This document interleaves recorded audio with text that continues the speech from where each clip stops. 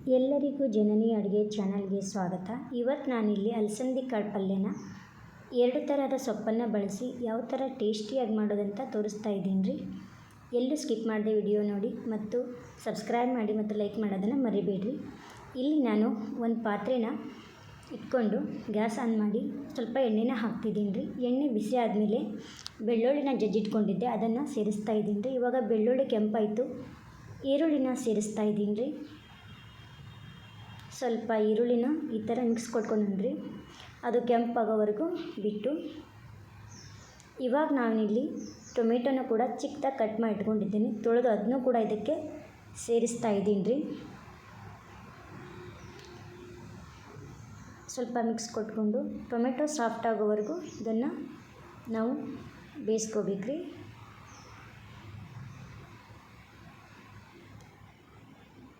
ಇವಾಗ ನಾನಿಲ್ಲಿ ಅರಿಶಿನ ಪುಡಿನ ಸೇರಿಸ್ತಾ ಇದ್ದೀನಿ ರೀ. ಅರಿಶಿನ ಪುಡಿನ ಸೇರಿಸಿ ಮತ್ತೆ ಮಿಕ್ಸ್ ಕೊಡ್ತಾ ಇದ್ದೀನಿ ರೀ.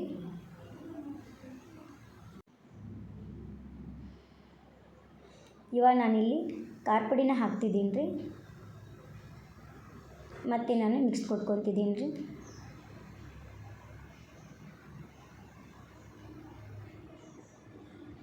ಇವಾಗ ಬಿಡೀನಿ ರೀ. ಇವಾಗ ನಾನು ಸ್ವಲ್ಪ ಇಂಗನ್ನು ಹಾಕ್ತಿದ್ದೀನಿ ರೀ. ಇವಾಗ ನಾನಿಲ್ಲಿ ಬೇಯಿಸಿಟ್ಕೊಂಡಿರೋಂಥ ಅಲಸಂದಿ ಕಾಳು, ಕೆಂಪು ಅಲಸಂದಿನ ಇದಕ್ಕೆ ಸೇರಿಸ್ತಾ ಇದ್ದೀನಿ ರೀ. ಇವಾಗ ಎಲ್ಲ ಮಿಕ್ಸ್ ಕೊಡ್ತಿದ್ದೀನಿ ರೀ. ಎಲ್ಲ ಮಿಕ್ಸ್ ಮಾಡಿಕೊಂಡು ಎಲ್ಲ ಕಾಳು ಜೊತೆ ಬೆರಿಬೇಕು ರೀ. ಈಗ ನಾನು ಸ್ವಲ್ಪ ಕಸೂರಿ ಮೆಂತ್ಯನ ಹಾಕ್ತಾಯಿದ್ದೀನಿ ರೀ. ಹಾಕಿ ಮತ್ತೆ ಮಿಕ್ಸ್ ಕೊಟ್ಕೊತಾ ಇದ್ದೀನಿ ರೀ. ಸ್ವಲ್ಪ ನಾನು ಉಪ್ಪನ್ನು ಸೇರಿಸ್ತಾ ಇದ್ದೀನಿ ರೀ. ಮತ್ತೆ ಮಿಕ್ಸ್ ಮಾಡ್ಕೊತಾ ಇದ್ದೀನಿ ರೀ.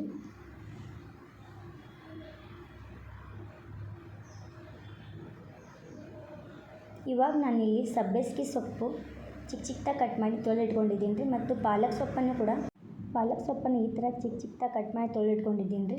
ಅದನ್ನು ಕೂಡ ಇದಕ್ಕೆ ಸೇರಿಸ್ತಾ ಇದ್ದೀನಿ ರೀ. ಈ 2 ಸೊಪ್ಪನ್ನು ಬಳಸೋದ್ರಿಂದ ತುಂಬ ಟೇಸ್ಟಿಯಾಗಿರುತ್ತೆ ರೀ ಪಲ್ಯ. ಇವಾಗ ನಾನು ಕರಿಬೇವು ಮತ್ತು ಕೊತ್ತಂಬರಿನ ಇದಕ್ಕೆ ಸೇರಿಸ್ತಾ ಇದ್ದೀನಿ ರೀ.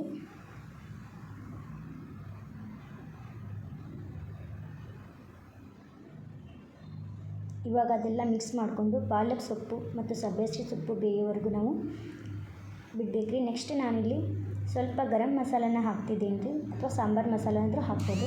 ನೀವು ಯಾವುದಾದ್ರೂ ಮಸಾಲೆ ಪೌಡ್ರನ್ನು ಹಾಕ್ಬೋದು. ಇವಾಗ ಸ್ವಲ್ಪ ಮಿಕ್ಸ್ ಕೊಟ್ಕೊತಾ ಇದ್ದೀನಿ ರೀ.